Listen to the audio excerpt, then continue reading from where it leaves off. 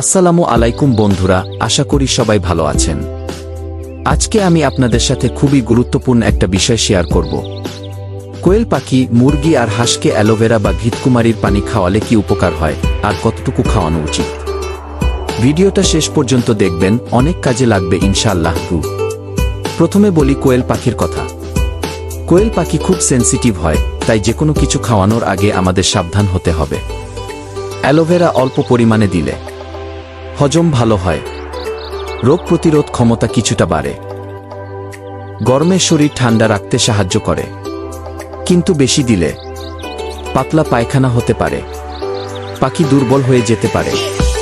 তাই কোয়েলের ক্ষেত্রে সপ্তাহে একবার খুব অল্প পরিমাণে 1 গ্লাস পানিতে 1-2 ফোঁটা অ্যালোভেরা জুস মিশিয়ে দিলেই যথেষ্ট। এখন আসি মুরগির কথায়। মুরগির জন্য অ্যালোভেরা অনেক সময় উপকারী হতে পারে। হজম শক্তি বাড়ায়, ডায়রিয়া কমাতে সাহায্য করে, শরীরের রোগ প্রতিরোধ ক্ষমতা বাড়ায়। ব্যবহারের নিয়ম: 1 লিটার পানিতে 5-10 মিলি অ্যালোভেরা জুস মিশিয়ে সপ্তাহে 1-2 বার দিতে পারেন। তবে বেশি দিলে সমস্যা হতে পারে, তাই সব সময় পরিমাণ ঠিক রাখতে হবে। হাঁস সাধারণত একটু শক্তিশালী হয়, তাই অ্যালোভেরা সহ্য করতে পারে একটু বেশি। গরমে হাঁসকে ঠান্ডা রাখে, হজম ভালো করে, রোগ প্রতিরোধ ক্ষমতা বাড়ায়।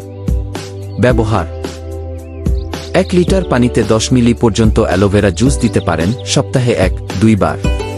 তবে এখানেও বেশি দেওয়া যাবে না, না হলে সমস্যা হতে পারে। সবশেষে একটা কথা মনে রাখবেন, অ্যালোভেরা উপকারী হলেও এটা নিয়মিত খাবার না, বরং মাঝে মাঝে সাপ্লিমেন্ট হিসেবে ব্যবহার করবেন। সবসময় পরিষ্কার পানি, ভালো মানের ফিড আর পরিষ্কার পরিবেশই পাখির জন্য সবচেয়ে গুরুত্বপূর্ণ। ভিডিওটি যদি ভালো লাগে তাহলে লাইক, কমেন্ট আর শেয়ার করবেন। আর এমন দরকারি টিপস পেতে আমাদের চ্যানেলটি সাবস্ক্রাইব করতে ভুলবেন না। আল্লাহ হাফেজ।